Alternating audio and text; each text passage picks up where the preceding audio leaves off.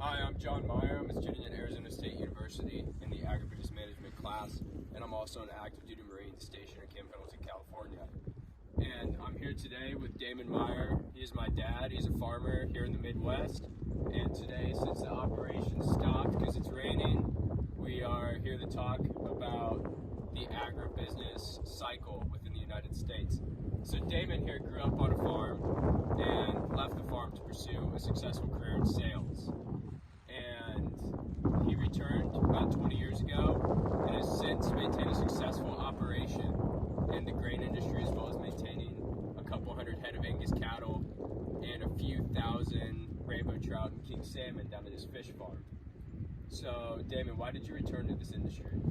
Well, my father passed away 20-some years ago, and we wanted to keep the farms running.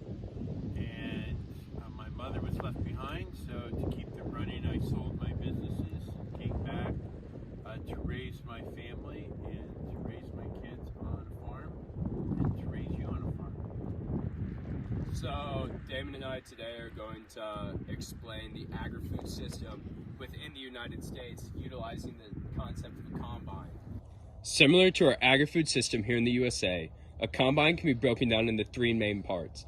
None of the parts of a combine can function without the other. They all have very important roles. First, there's the head of the combine. Think of this as our suppliers, pulling in resources in preparation for the next step. With over 750 seed suppliers operating in the United States, this is the far most important part of our system. Without these suppliers, the farmers would be unable to access viable seed, thus creating the inability to plant. The entire system collapses, and if the suppliers of seed don't follow through.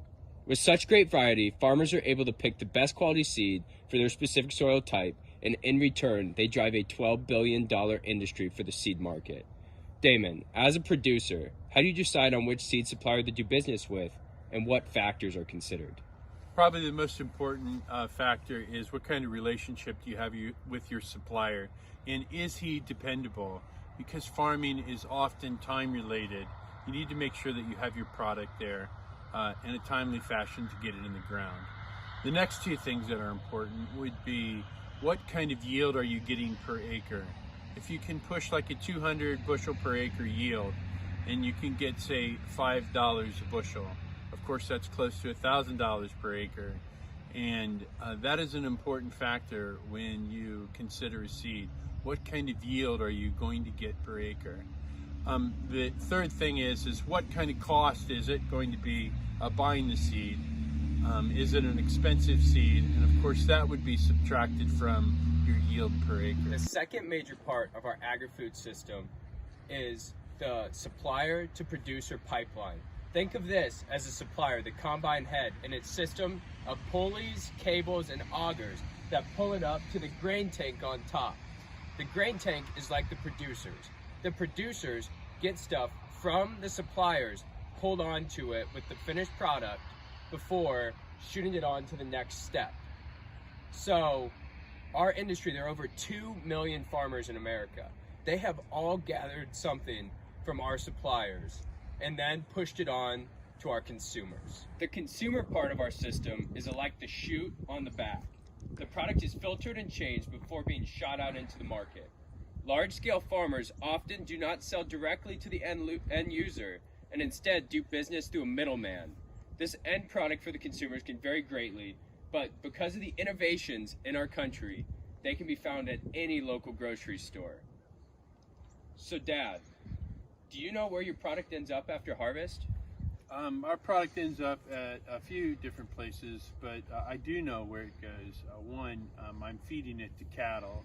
We mix our own feed and we feed our livestock with it. And then also I'm selling it to co-ops, and those co-ops, which I'm a member of, they would divide that commodity up to local feed mills, grain mills, and chicken suppliers and hog suppliers.